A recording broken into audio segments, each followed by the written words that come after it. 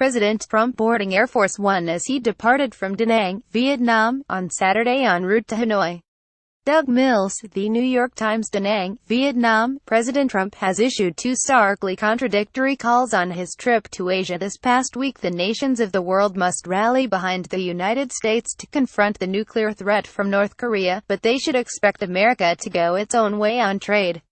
Reconciling those messages will be hard, and it may determine the near-term fate of the United States as a Pacific power. In South Korea on Wednesday, Mr. Trump put on the mantle of a superpower leader. In a speech that crackled with the urgency of a Cold War manifesto, he told lawmakers there, "It is our responsibility and our duty to confront this danger together, because the longer we wait, the greater the danger grows, and the fewer the options become." 2 days later, in the Vietnamese resort city of Da Nang, where American troops once came ashore to fight communist insurgents, Mr. Trump reverted to the protectionist themes of his presidential campaign. "There is no place like home," he told Pacific Rim leaders, warning them that the United States would never again sign a region-wide trade agreement. At one level, the contradictory messages illustrate Mr. Trump's transactional approach to statecraft, one that prizes individual victories over a unified theory of America's role in the world. That pragmatism is also reflected in his singular brand of leader-to-leader diplomacy. From Tokyo to Beijing, Mr. Trump has played the dealmaker with foreign leaders, flattering them personally even as his administration pushes hard-edge views on economic issues. But over time, several experts said, already with China, Mr. Trump has had to soft-pedal his aggressive trade agenda in an uphill effort to persuade President Xi Jinping to do more to press the neighboring North Korean government.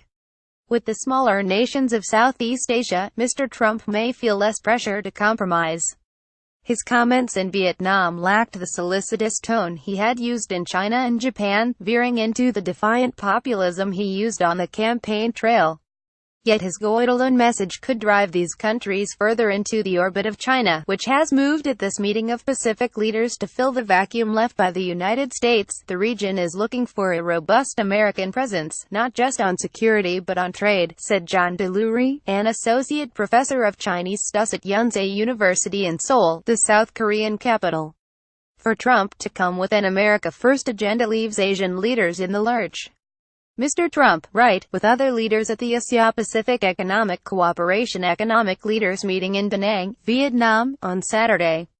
Pool photo by Jorge Silva. Jeffrey A. Batter, a former China advisor to President Barack Obama, said Mr. Trump's words would make Asian leaders feel that the U.S. is less of a factor in the region. "They're always looking for hedges against local bullies, like China," he added, "and the U.S. is much less of a hedge." Indeed, Mr. Trump was the odd man out at this meeting of the Asia-Pacific Economic Cooperation Forum.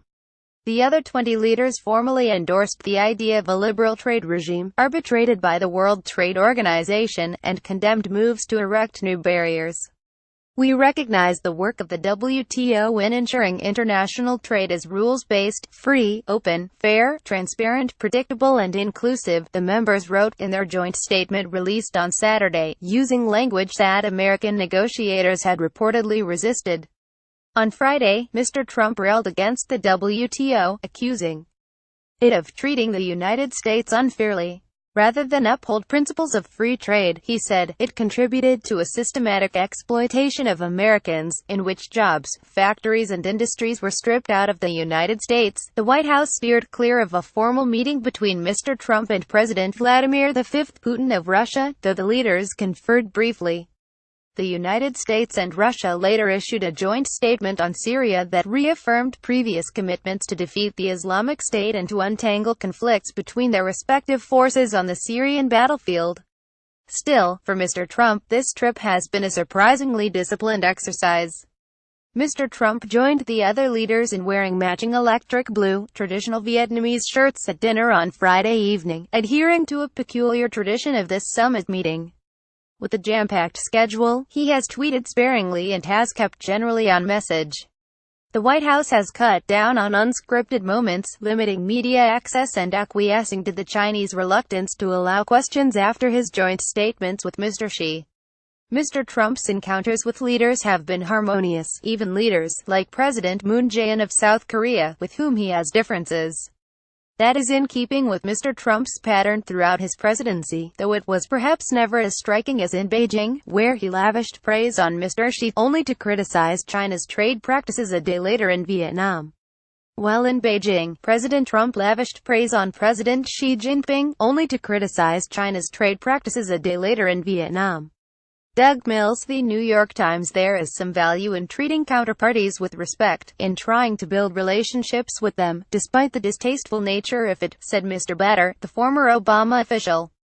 But if Mr. Trump's stops in Northeast Asia were aimed at building a coalition against North Korea, his swing to Southeast Asia seemed calculated to remind people that he has little use for the post-World War II concept of the United States as global leader.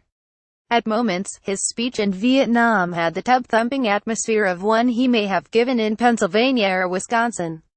When a member of the audience broke into applause after he accused countries of not opening their markets to American goods, a sardonic Mr. Trump exclaimed, "Funny. They must have been one of the beneficiaries."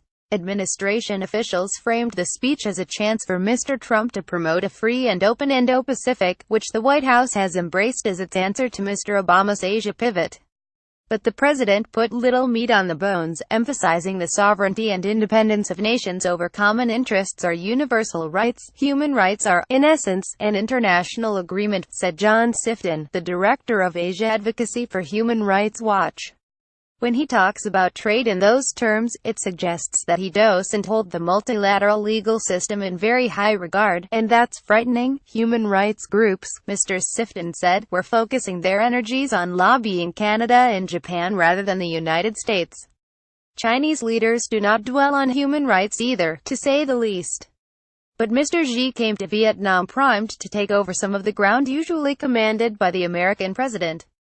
During his speech, which came right after Mr. Trump's, he declared, "Opening up will bring progress, and those who close down will inevitably lag behind." In the absence of an alternative sales pitch from the United States, experts said, China will inevitably make further gains. China has made significant inroads in cultivating Southeast Asia, said Tang Soo-moon, head of the ASEAN Studies Center at the Aziz Yusof Ishak Institute in Singapore.